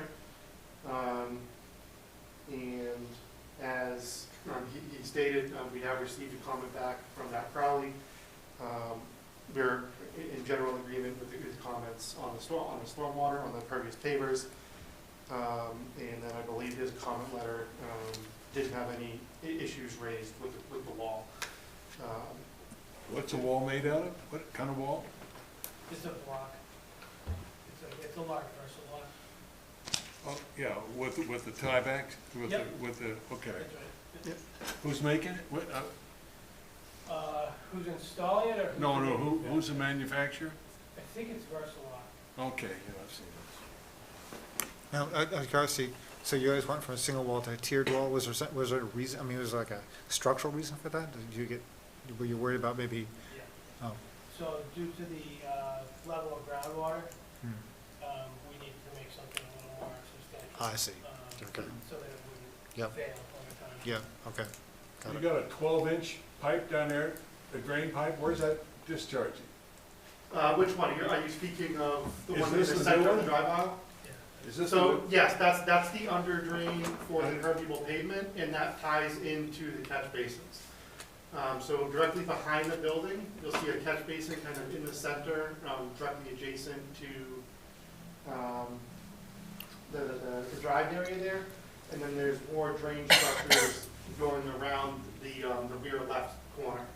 And so it periodically ties in to those structures, and then that, those structures carry it down to the shared drainage system on the Wendy's property. 12-inch out of handle it. That's a lot of water. I was just saying, so they're trying to basically direct the water there as opposed to have it basically flood, basically run down the pavement by the Wendy's and out into Route 140, basically. Yeah, trying to keep from flooding Wendy's. Wendy's, yeah, exactly. Well, that's true, actually, yeah. Yeah, So I was I like Wendy's. Yeah, I this noticed ties that into their shared drainage system, we had which some when drainage all these problems. properties were approved initially, those drainage systems Oh, were yeah. sized to account the development of its nature. Right, right. And so it's Yep. kind of a reshuffling of how the water gets to where it's going, but not where it's going. I see, I see, I Got see. it. Yep, yep, makes sense, yep. It's with the change in the wall, there's no further impact to buffer zone. It's still taking up the same square footage, or is there additional buffer zone impact? There is no buffer zone, additional buffer zone impact. You can see on the plan on the wall up there, that it really doesn't, it's, the wall is set back only an additional 5 feet, but it does not, extend the limit of clearing. Okay. Okay. Sounds good.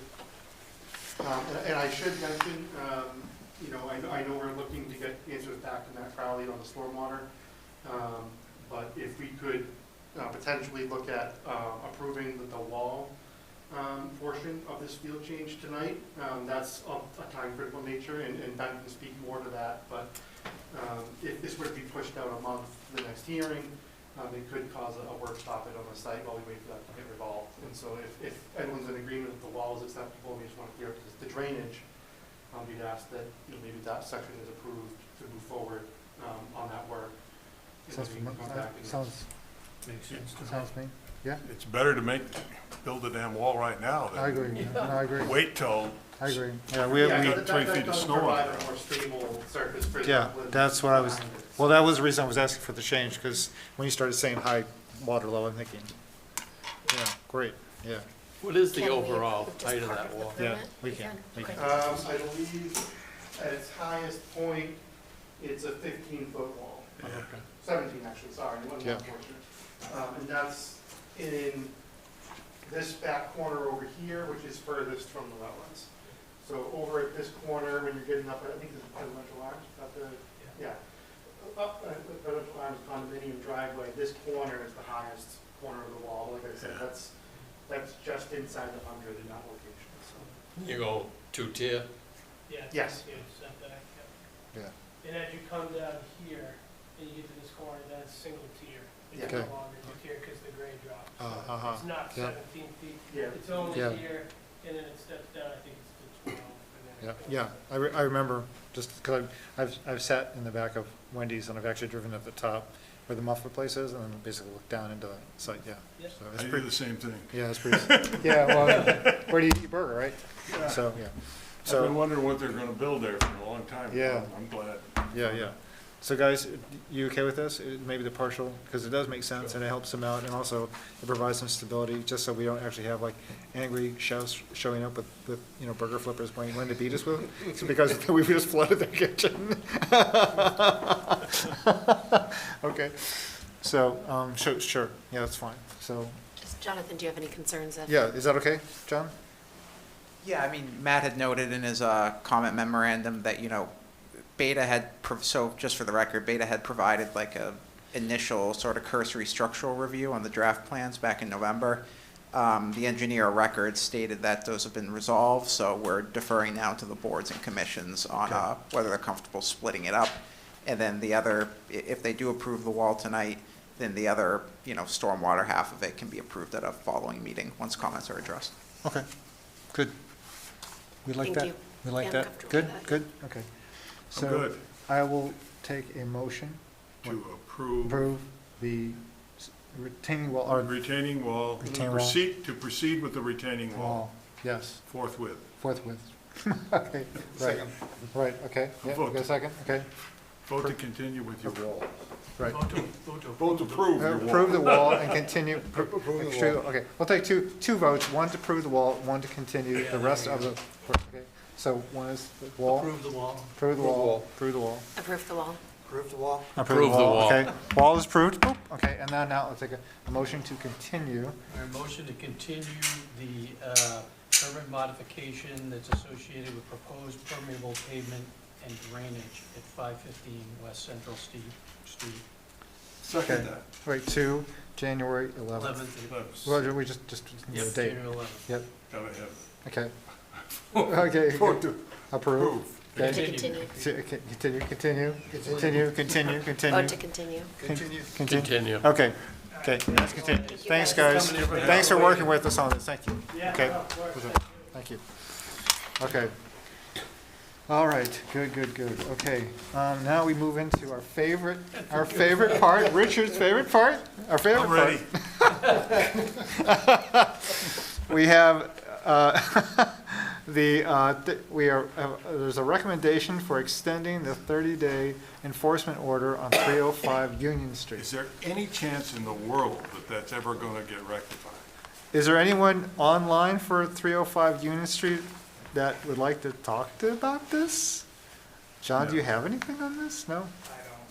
He's wisely. I know, I just like, no, don't brag me innocent. I'll make a motion to extend the Violation Enforcement Act for 305 Union Street for another 30 days. Second. Okay.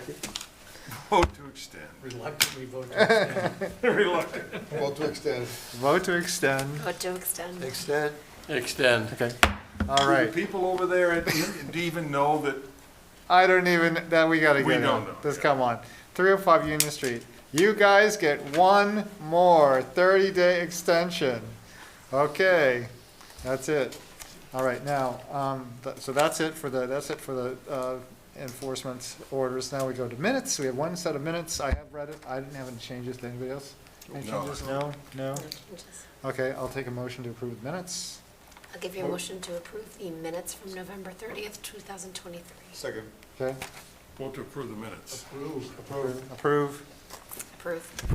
Approve. Okay, thank you. The minutes for November 30th, 2023 are approved. Now, we have just a couple of discussion items here listed. Friends of Franklin liaison update. Who's doing that? Yes? I missed the meeting, so. I'm going to give you a quick overview, as much as I can. Okay. I'll send you the minutes. Oh, I just copied and pasted my notes and sent it to everybody, so apologies for not sending it to you. But we basically met, Roger was there as well, and we just did an introduction for everyone was there and reviewed goals. So just a highlight of the goals that the group would like to have as part of the group basically is education for both adults and children, publicity for open spaces, which is also part of our open space and recreation plan, as you know, which is great. Including in that is signage. Brico, I talked about how residents at part of the group can actually design some of the signs that are needed. We gave examples of some things that the group could work towards working on together. So management of the turtle habitat, having a table at the Franklin Farmers Market to share education and have the group actually man one of the tables. Helping to run events such as the Earth Day event and the autumn meetup that we usually do. Trail maintenance, so we talked a little bit about that. One of the people who was in attendance is certified in trail maintenance and also has experience in grant writing. And a couple members, expressed interest in helping in this area, which was great. Brico, I went over the B program as the workshops, and people were excited about that. So looking for the group to help volunteer with actually running the workshops, even if it's, greeting people. And That's a great idea. That's a great idea. Yeah. That'd be very helpful. Someone made a comment about wanting to look at accessibility for those with impairments at our open spaces. And we said that was a highlight of the OSRP as well. So certainly something that we can all look at together, which would be great.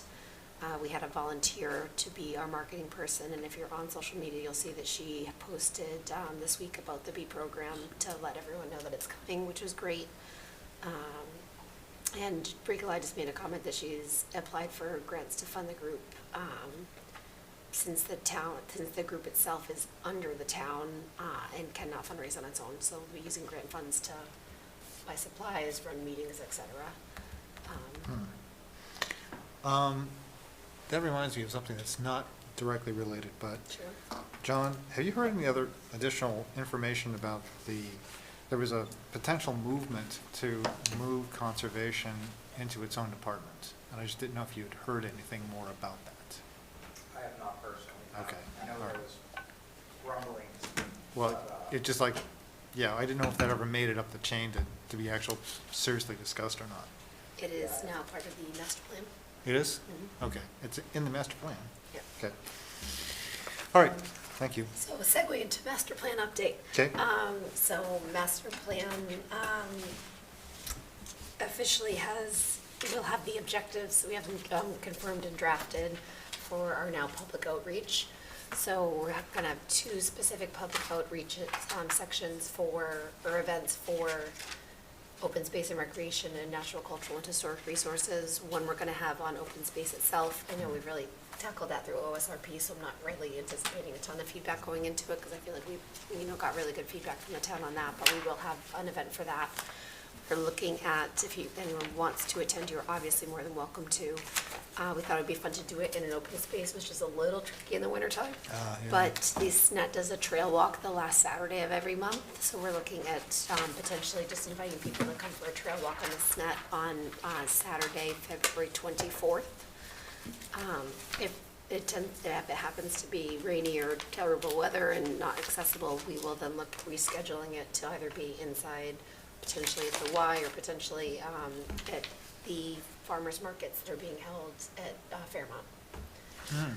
Okay. And that would probably then be the following Saturday if we can get in wherever we like to be. For natural, cultural, and historic resources, we are going to have that, potentially on Saturday, February 10th at the library. The library usually does a Lunar New Year event that the children's librarians usually run, so we thought it'd be fun to tie it in with some sort of cultural event over the winter time in one of our cultural historic sites. So we thought a cultural event at the library would be a great place to get people to come to. So that is our plan for that. We're still, figuring out exact dates and times, but for now we're looking at February 10th and 24th. Okay. As far as the department, I was pretty excited about the conversation. We were looking at where that would fit in the master plan, and we've ended up shifting it up to the first objective under goal number 5. So we have the goals and the objectives underneath each goal, and so we've created a new first goal to have that be, because we felt like everything under that would align nicely if we had the actual, specific department. And to clarify, we do have a conservation department. It just falls under the planning department. Planning. So we want it to be a standalone department, Right. its own line item on. As opposed to a sub-department. Yeah. Right, right. Is there any rationale for that originally? Budget. For why it fell under where it did. Budgeting. Okay, Yeah. interesting. So it's still be under Brian? So, no, this would port directly into Jamie. Right. You're taking out, yeah. But again, so So you're we're- basically eliminating the level. of So we're government. flattening the Flattening, organizational yeah, chart. Yeah, Yeah. exactly. Yeah. So it is a Spans goal, and it's layers. something that I think will happen overnight, but it's something that we would like to put in You there would never as, do that. within the 10-year goal, to have that be done. So, Didn't they mention something too about the commissioner has more authority than an agent? But isn't that part of that discussion that night? Like the building commissioner? oh, yes, I thought you were talking about us, I'm like, well, but, yeah, I guess how it stands, Would fly. yeah. Because the building commissioner reports directly to. No, I was just using him as an example. In other words, a conservation agent has authority, but a conservation commissioner, I think, would have more authority. Did I understand it right that night? Or the commission as a whole? I think it would just depend on how they structure it. How they structure it? The actual department, so, I think the biggest thing is if this then comes out of planning into its own department, directly reporting into Jamie, and has its own line item budget, we can then look at getting Bricolai additional support, so we can look at potentially maybe a part-time conservation assistant, potentially a land manager going forward, seeing we have Maple Hill and Schmidt Farm and a lot of extra resources to now manage. Yeah, nice. Obviously, we work with Bricolai to figure out what would be the best situation for her, but I think having that extra support as the town continues to grow our open space is going to be essential. My for it to- personal opinion is that there would be more financial transparency Yeah. in terms of what how it impacted conservation and the conservation departments. Right now, there isn't a great deal, right? There are some conservation commissions have as part of their meetings once a month, an actual financial report. Oh, I get you. Right, okay, like, okay, what's the money, where's the money going, all this kind of stuff, what are the upcoming, the more formal, like, we don't do that here, because that's done by planning. Yep. Right, that's at the planning level, that's not our level. Okay. So basically now we actually have sort of like control in terms of the transparency of all that. I got the impression from that course we took, like, a week or so ago, that there's a lot of different makeups for conservation commissions across the state. Yeah. Because, you know, they're talking about, well, you're a commissioner and you're gonna have, when you're going out in the field to approve this thing, you gotta take your little boots and your little shovel and your little colored thing like that. And I said, whoa, you really? Yeah, there are some, from what I understand, and you probably have a better oversight from being, with MAC, but there are some towns that don't have an agent. Right. That's right. There are some towns. The commissioners are the agents, essentially, are the so-called John, you agents. probably have a better oversight of Yeah. what, Yeah. what happens in other towns So as you well. really have to work Yeah, with you. there are some towns that, really struggle, particularly in the western portion of the state. Well, sure, there's nobody there. The southeast part of the state is, you have commissioners who volunteer and end up doing the work of the agent. On the flip side, when people want to submit applications and get the processes moving, it's kind of going home sometimes. Yeah. I mean, I've dealt with some commissions where the contact number was the chairperson's cell phone. And you have to call them at 3 p.m. and hope they answer your question on when you can submit an application. So, it works out really well when commissions are able to, kind of have agents and then, have some flexibility. Well, keep in mind that this is the first time we've actually had a full-time agent, right? We've never had a full-time agent before, really, ever. We've always had to share the person with other towns, or they were only here like 1 day a week or 2 days a week. One or two, three. 1.5 days, yeah. That's kind of amazing. I mean, we got a lot done, but boy, man, it was tough. Sometimes Yeah, it was yeah. really hard.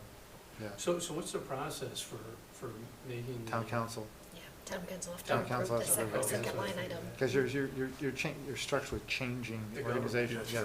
It's just interesting, that's it. Yeah. Do we rely very heavily on Kathy, the secretary? We did. I mean, I'll tell you guys, Kathy was an incredible godsend, and it really sucked when she retired. I'm glad she retired, it's great, but she was amazing, and boy, did we really miss her. Yeah. So if we could get our own admin person or helper like that, for conservation, that really would be fantastic, because that was so great. I'm sure, Tyler, you would agree. Right. Well, There were, what, two councils at that meeting that were very much in favor? Yes, yeah, so Yeah. there's two counselors that are on, Oh, really? Good. Okay, good. yeah, on my subcommittee, and both of them thought it would be an easy Okay, good, good.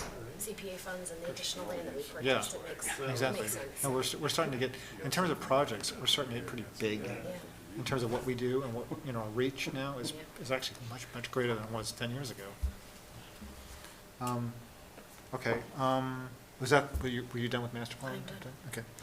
I think we're done. Before I Okay. can speak Now I have one last thing to say.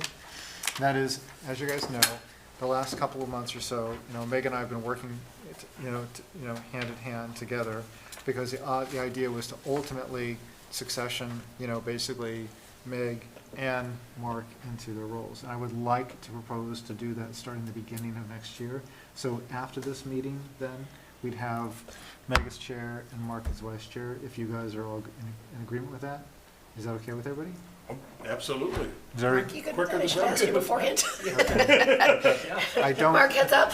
I don't know if we have, I think, although Briggs is not here, but I think, operationally, I think we do have to have a formal vote, okay? So I'll make a proposal that starting next meeting, which is January 11th, that we have Meg acting as chair and Mark acting as vice chair. So, Do we need a vote or a motion? well, I'm making a You motion. made the motion. I'm making a motion. Well, second that. I'll get a second that, and then say, like, approve it, I guess, approve the motion. I approve that, whatever. Mark, you can vote on. I approve it. I approve it. Approve it. Approve. Okay, great, okay, so be it. So be it. All right, good, okay. And I will pass the power to Meg. Meg, you have the power. All right. Jeff, so- thank you for stepping in and then. Sure. No, it's been fun, it's been fun. No, it's been fun, and I want to thank everyone for supporting Meg and everyone else during this transition, and it's been great. People have been really, really kind, so thank you very much, everybody. And also, special thanks to John for stepping in. Yes, thank you, John. Huge thank you. Okay, we really appreciate it hugely while Bree is out, so. Okay, and without further ado, make a motion to Adjourn. adjourn. I vote to adjourn. Okay, second? Approve? I- Okay, yes, adjourn, again. adjourn. We are adjourned. Thank you. That is the end of 2023.